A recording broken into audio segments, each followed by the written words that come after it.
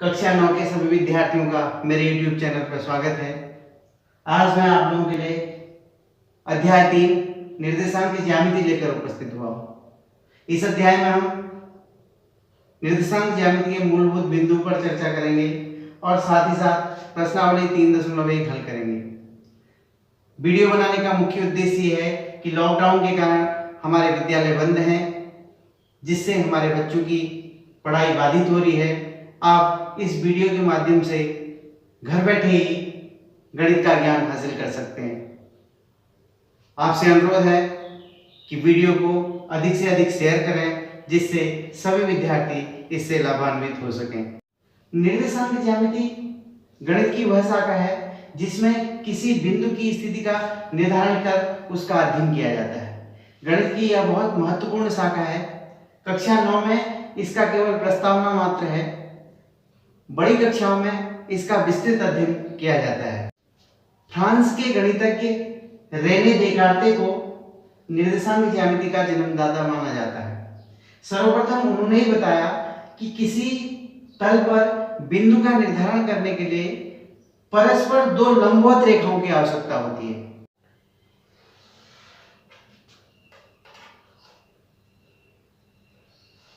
ये दो लंबवत रेखाएं हैं। अगर हमें किसी बिंदु की स्थिति यहां पर ज्ञात करनी है, P स्थान पर, तो उसकी स्थिति का निर्धारण करने के लिए हमें किसी भी बिंदु की स्थिति का निर्धारण करने के लिए हमें दूसरा बिंदु चाहिए। हम बताएंगे कि यहां पर से यह बिंदु कितनी दूर है। यहां पर से सपोज करिए ये x दूरी पर है और ऊपर कोई ये y दूरी पर है, ऊपर कोई y दूरी पर है, तो ये बिंदु होगा, ये बिंदु का की जो स्थिति होगी वो होगी xy, अर्थात P बिंदु xy इस लाइन से, इस रेखा से x दूरी पर है और इस रेखा से y दूरी पर है। इसको, ये जो कटान बिंदु है, इसको मूल बिंदु कहते हैं। इस कटान बिंदु को मूल बिंदु कहते हैं। अब बात करते हैं कार्तीय तल। कार्तीय तल ऐसा तल जिसमें दो परस्पर लंबवत रेखाएं होती हैं, उसे कार्तीय तल कहते हैं। अर्थात ये कार्तीय तल है, इसमें परस्पर दो लंबवत रेखाएं, इस रेखा को कहते हैं x अक्ष और इस रेखा को कहते हैं y अक्ष। अर्थात ऐसा तल जिसमें x अक्ष और y अक्ष होते हैं उसे कार्तीय तल कहते हैं।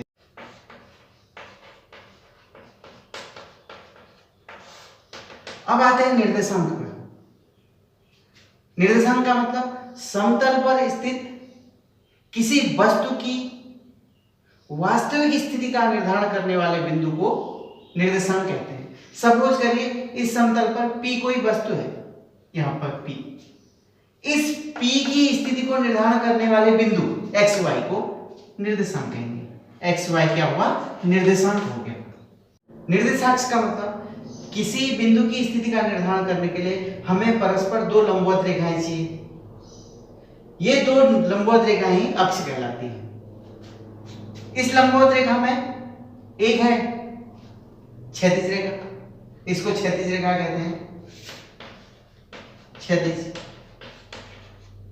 रेखा या जो पड़ी हुई रेखा है, इसको कहते हैं x अक्ष।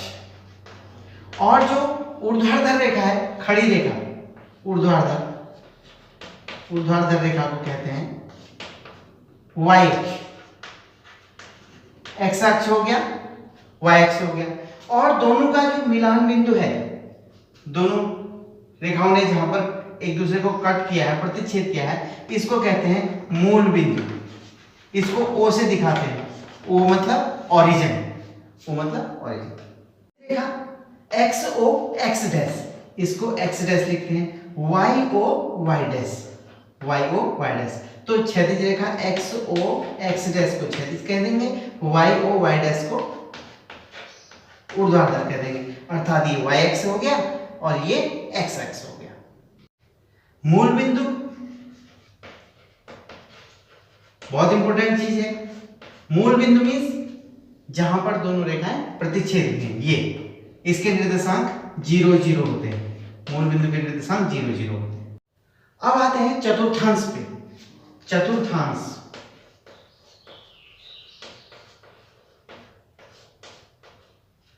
चतुर्थांश का मतलब जो ये दोनों रेखाएं एक दूसरे को काटती हैं, ये 4 भाग बनाती हैं, 4 पार्ट बना दिए, इस समतल को 4 भागों में बांट दिया। इधर से शुरू करते हैं ऊपर को, इसको कहते हैं प्रथम चतुर्थांश, प्रथम चतुर्थांश, इसको द्वितीय चतुर्थांश, इसको तृतीय चतुर्थांश और इसको चतुर्थ चतुर्थांश। ये 4 चतुर्थांश हो गए। ये मैंने यहां पर क्या बनाया, एक संख्या रेखा बना दी। संख्या रेखा बनाते आ रहे हैं, हम देखते आए हैं, जैसे जैसे शून्य से आगे की तरफ जाते हैं धनात्मक संख्याएं होती हैं, पीछे की तरफ आते हैं ऋणात्मक संख्याएं होती हैं। अगर इस संख्या, ऐसी संख्या रेखा एक खड़ी कर दें, ऐसे ऐसे खड़ी संख्या रेखा बना दें, मीन्स ऊपर को धन 1 2 3 आते रहेगा, नीचे को ऋण ले लेते हैं 1 2 3 आते रहेगा। ये हमारे 4 चतुर्थांश बन गया। ये पड़ी हुई रेखा होगी, ये खड़ी रेखा होगी। पड़ी रेखा को इधर को x कहते हैं और इसके उल्टी तरफ को x डैश कहते हैं, ऋणात्मक तरफ। ऊपर को y कहते हैं धनात्मक की तरफ, नीचे को y डैश कहते हैं। x डैश अर्थात ये x अक्ष हो गया, y डैश अर्थात ये y अक्ष हो गया, x अक्ष और y अक्ष, और ये मूल बिंदु हो गया 0, मूल बिंदु 0। 0 से ऊपर धनात्मक, 0 से नीचे ऋणात्मक, 0 से दाएं धनात्मक, 0 से बाएं ऋणात्मक। यहां पर ये चीजें गौर करने वाली हैं। अब देखिए 4 भाग बटे, तल के 4 भाग में बांटा हुआ है दोनों रेखाओं में। ये प्रथम चतुर्थांश हुआ, ये द्वितीय चतुर्थांश, ये तृतीय चतुर्थांश, चतुर्थांश। अब हमने कहा यहां पर कोई बिंदु P है, सपोज कोई बिंदु P है और उसके स्थिति को दिखाते हैं हम एक्स वाई से, उसकी स्थिति को दिखाते हैं एक्स वाई से। अर्थात पहला वाला जो होता है वो एक्स अक्ष से दूरी होती है, पहला जो अंक होता है एक्स अक्ष से दूरी। सपोज करिए ये P एक्स अक्ष से 2 सेंटीमीटर की दूरी पर है, ये 2 सेंटीमीटर की दूरी पर है, और y अक्ष से 3 सेंटीमीटर की दूरी पर है। तो इसके निर्देशांक हो जाएंगे 2 और 3, 2 और 3। किसी बिंदु का निर्धारण करने के लिए हमें इस प्रकार का निर्देश फ्रेम चाहिए। ये निर्देश फ्रेम है। निर्देश फ्रेम का मतलब जिसमें x अक्ष भी हो, y अक्ष भी हो और मूल बिंदु भी हो। अब मूल बिंदु देखिए, मूल बिंदु x अक्ष से भी 0 दूरी पर है और y अक्ष से भी 0 दूरी पर है। इसके लिए इसको कहते हैं मूल बिंदु के निर्देशांक 0 0 होते हैं। अब यहां पर गौर करने वाली बात एक और है, देखो पहले चतुर्थांश में इधर की तरफ जाएंगे x धनात्मक होगा, ऊपर की तरफ जाएंगे y वो भी धनात्मक होगा। पहले चतुर्थांश में x और y दोनों धनात्मक होते हैं। दूसरे चतुर्थांश में देखिए x इधर को है ऋणात्मक, y ऊपर को है धनात्मक, ऋण और धन। अब तीसरे चतुर्थांश में आते हैं, थर्ड में x ये वाला हो गया, x लाइन ऋण होती है और y लाइन ऋण होती है। अब चौथे चतुर्थांश में आते हैं, ये x हो गया, x धनात्मक और y ऋणात्मक। तो पहले चतुर्थांश में x और y धनात्मक, दूसरे में x ऋणात्मक y धनात्मक, तीसरे में x और y दोनों ऋणात्मक, चौथे में x धनात्मक और y ऋणात्मक। ये बहुत इंपॉर्टेंट, इसे कहते हैं चिन्ह परिपाटी। क्या होगी ये? चिन्ह परिपाटी। यहां पर मैंने बनाया है बिंदु P के निर्देशांक xy, P के निर्देशांक है xy, xy पहला बिंदु पहले हम x वाले को लिखते हैं फिर y वाले को। जो x वाला होता है उसे भुज कहते हैं और y वाले को कहते हैं कोटि।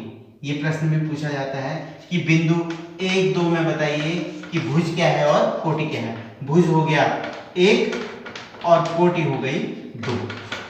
कोटि हो गई 2।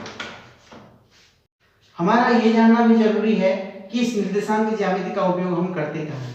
सबसे पहली बात तो जैसे जैसे हम बड़ी कक्षाओं में जाएंगे, गणित की अन्य कक्षाओं में निर्देशांक ज्यामिति का बहुत ज्यादा उपयोग होगा और दैनिक जीवन में भी हम इसका उपयोग करते हैं। दैनिक जीवन में सपोज हम लाइट वाले को बुलाते हैं, उससे कहते हैं कि ये हमारे घर की दीवार है और यहाँ पर हमें बल्ब चाहिए, तो लाइट वाले क्या करेंगे, वो बल्ब की स्थिति का निर्धारण करेंगे, देखेंगे कि यह यहाँ से कितनी दूरी पर है और यहाँ से कितनी दूरी पर है। सपोज करिए हमें घर का अपना एड्रेस बताना है, तो हम किसी के सापेक्ष किसी विशेष जो चर्चित स्थान है उसके सापेक्ष बताएंगे कि उस स्थान से हमारा घर इतना पूर्व की तरफ है या इतना उत्तर की तरफ है। इस प्रकार के कई सारे उदाहरण हमारे दैनिक जीवन में होते हैं जिसमें निर्देशांक ज्यामिति का प्रयोग किया जाता है। प्रश्नावली 3.1 का पहला प्रश्न है, एक अन्य व्यक्ति को आप अपने अध्ययन मेज पर रखे टेबल लैंप की स्थिति किस तरह बताएंगे। मैंने ये मेज का ऊपर ही तल बनाया है। सपोज करिए ये समतल है, ऐसी टेबल है और लैंप भी यहाँ पर रख रखा है, तो हम ये लैंप की दूरी माना कि ये 10 सेंटीमीटर की दूरी पर यहाँ पर तक है और ऊपर को 12 सेंटीमीटर की दूरी पर है, तो हम कहेंगे कि जो लैंप की स्थिति है वह है 10-12, अर्थात एक सिरे से वो 10 सेंटीमीटर की दूरी पर है और दूसरे सिरे से 12 सेंटीमीटर की दूरी पर। अगर जनरल फॉर्म में कहें, अगर यहाँ से यहाँ x दूरी तक है, यहाँ से यहाँ तक ये y दूरी तक है, तो इसके जो बिंदु हो जाएगी, इसकी स्थिति हो जाएगी लैंप की स्थिति xy। प्रश्नावली का दूसरा प्रश्न है, एक नगर में दो मुख्य सड़कें हैं जो नगर के केंद्र पर मिलती हैं। ये दो सड़कें उत्तर दक्षिण दिशा और पूर्व पश्चिम की दिशा में हैं। नगर की सभी सड़कें इन मुख्य सड़कों के परस्पर समांतर 200 मीटर की दूरी पर हैं। प्रत्येक दिशा में लगभग 5 सड़कें हैं। 1 सेंटीमीटर बराबर 200 मीटर का पैमाना लेकर नोटबुक में एक नगर का मॉडल बनाइए और बताइए कि इसमें 4-3 और 3-4 वाली कितनी क्रॉस स्ट्रीट है। नगर का मॉडल बनाना है कि दो मुख्य सड़कें हैं, पहले तो वो परस्पर लंबवत हैं और उसके बाद इसके दोनों किनारे दोनों तरफ, ये मूल के दोनों तरफ 5 सड़कें इधर को हैं, 5 सड़कें इधर को हैं और वो 200 मीटर। ये नगर का मॉडल बनाया, पूर्व पश्चिम को जाने वाली सड़क, उत्तर दक्षिण को जाने वाली सड़क नगर के बीचों बीच मिलती है और प्रत्येक दिशा में 200 मीटर की दूरी पर अन्य सड़कें हैं। और कह रखा है यदि उत्तर दक्षिण को जाने वाली दूसरी सड़क, पूर्व पश्चिम को जाने वाली 5वीं सड़क जहां पर क्रॉस करती है उसे 2-5 कहते हैं, तो पूर्व पश्चिम की उत्तर दक्षिण की जाने वाली 4थी सड़क और पूर्व पश्चिम को जाने वाली तीसरी जो सड़क है उसका क्रॉस बिंदु क्या है, 4-3 होगा। और 3-4 वाला कौन सा होगा, उत्तर दक्षिण को जाने वाली सड़क तीसरी और पूर्व पश्चिम को जाने वाली चौथी। तो इस प्रकार की सड़क केवल और केवल एक ही होगी। 4-3 और 3-4 को रिप्रेजेंट करने वाली जो सड़क होगी जहां पर क्रॉस होगी वह केवल एक ही। क्रॉस पॉइंट 4-3 को प्रदर्शित करने वाली एक सड़क अलग है, 3-4 को प्रदर्शित करने वाली दूसरी सड़क अलग है, लेकिन वो केवल एक ही। 4-3 वाली कोई और नहीं है, 3-4 वाली कोई और नहीं है। विद्यार्थियों, आपको ये वीडियो कैसी लगी कमेंट बॉक्स में जाकर कमेंट अवश्य करेगा। अगर आपको अच्छी लगी तो इसे सब्सक्राइब कीजिएगा और अन्य लोगों में शेयर कीजिएगा।